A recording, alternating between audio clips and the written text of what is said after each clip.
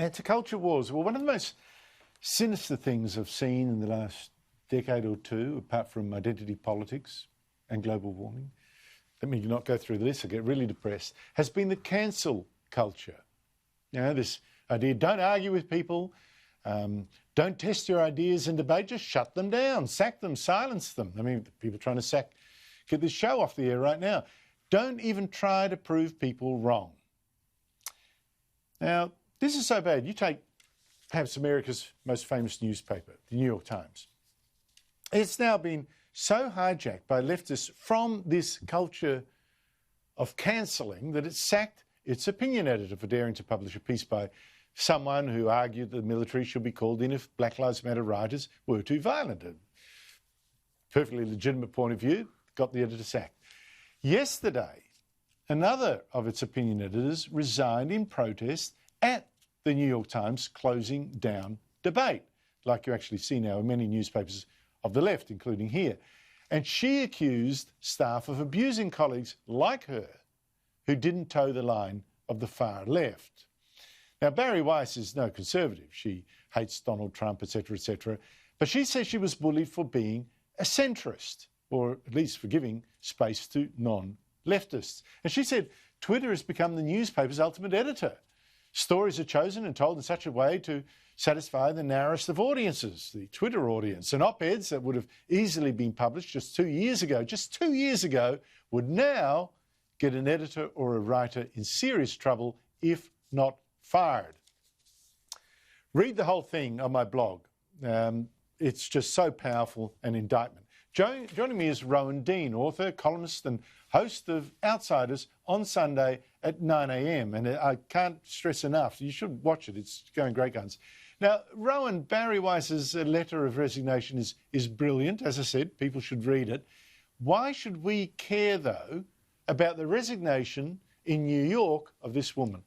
Well, we should care and we should be scared, because this is the next, a very dangerous and the next step in the kind of Marxist, communist-style, Stalinist approach that the left is seeing, this kind of censoring of our society, silencing free speech, stopping people speaking. Now, the reason this is so dangerous is we've had for several years now, and we've talked about it a lot on this show, as part of the culture wars, we've had the political correctness debate. So political correctness says, oh, you shouldn't really say that, that's not the right way to say it, or you should frame the argument like this.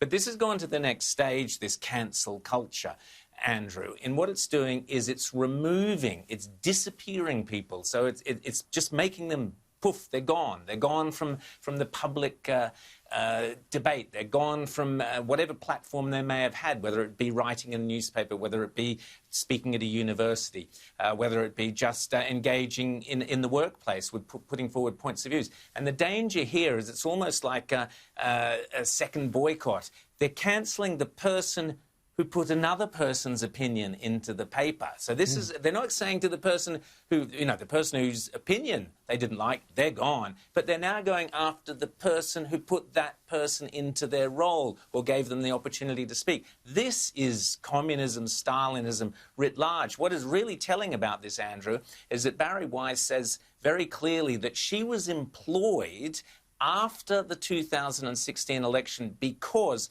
for the same reason we discussed it here on Sky, places like the US, the Useless Confusion Centre, none of them picked that Trump would win. For the same reason, the ABC, nobody picked that Trump would win. For the same reason, the New York Times had a little moment where they went, oh, hang on, we didn't understand what was happening in our own backyard. We never thought Trump would win. So they took the sensible decision of bringing in an opinions editor to go out there and bring in writers to the New York Times who could put that alternative point of view, so that at least readers of the newspaper would then be able to go, oh, well, this is what they're thinking in the Midwest, or this is what they're thinking down in Texas, then I'm better informed.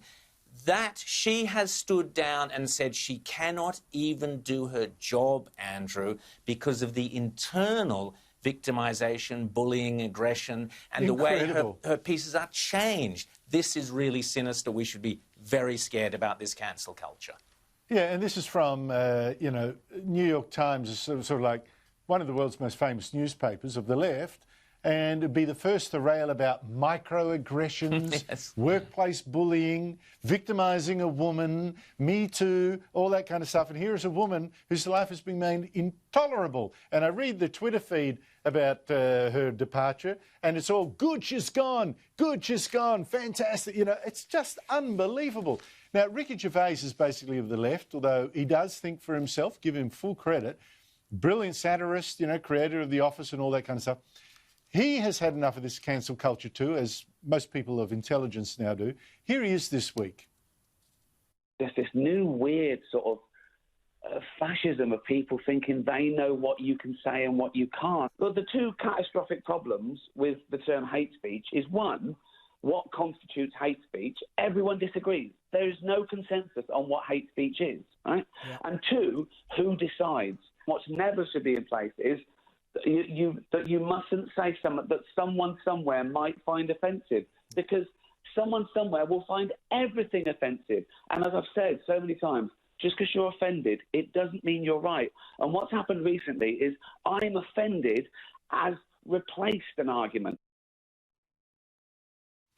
Now, Gervais is so right, isn't he, Rowan? I mean, we've got the cancel culture, which to me seems a weapon of people who are too stupid, too lazy, or too much the bully to simply have an argument. All they say is, I'm offended, you're wrong. Well, Andrew, historically it was the role of the jester, the court jester, or so-called the fool, who was the only person who was allowed to speak directly into the ear of the king and tell them what was, or queen, what was really going on. So dressing up a very strong, powerful political opinion in jokes or in music or whatever way, using satire, was the way the court jester, the fool, was allowed to let the king know what was going on without losing his head. Anyone else would lose their head. Ricky Gervais and increasingly more traditional comedians like Gervais, John Cleese and others of that ilk are realising they have to speak the truth about what is going on in the world now.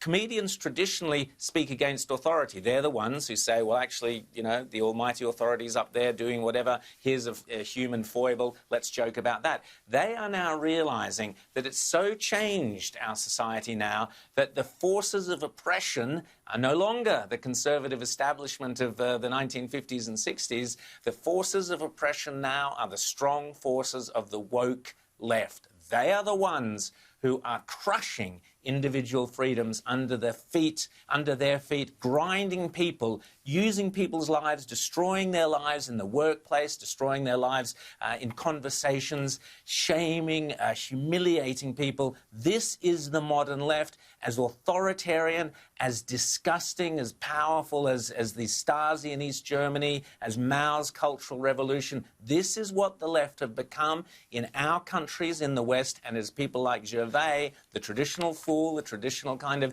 court jester, who has now realised this is the new truth that has to be exposed, and good on you. I think it's an interesting point you make, that it's the comedians like, you know, John Cleese as well, that seem to have seen this coming first. Chris Lilly here in this country too.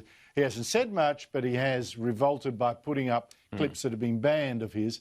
Last week, though, we did have 150 or so writers and intellectuals, you know, serious people, Margaret Atwood, J.K. Rowling, Salman Rushdie, people like that, mostly of the left, mostly from the US and Britain, also attacked the cancel culture too. I mean, I think the left has tolerated it because, like, these people have been the stormtroopers of the left. They think, well, if they're going for the right people, I don't need to intervene. I haven't seen the left here, though, take this seriously enough. Now, why would that be? Well, because they're playing the same game. Matt Canavan on Outsiders a couple of weeks ago brilliantly compared what is going on now with the French Revolution, the Jacobins, Robespierre, and so on. And what happens in these situations, Andrew, is those who are the fighters on the left fighting for whatever it might be, they then become the victims because they're not radical enough. Once you head down this path of moral purity, of political and moral purity, which is what the left and cancel culture is all about, there is only one point of view. There is only one opinion. There is only one. You must bend your knee to Black Lives Matter. That's so correct. That is political extremism of the sort that starts feeding on itself. Because what next? You've got to bend 2 knees, then you probably have to chop your legs off and crawl along the ground, and then exactly. I should correct myself. Peter Baldwin in the Australian wrote a fantastic, absolutely former superb Labor on minister. it. Absolutely. Yeah. Rowan Dean, thank you so much indeed for your time.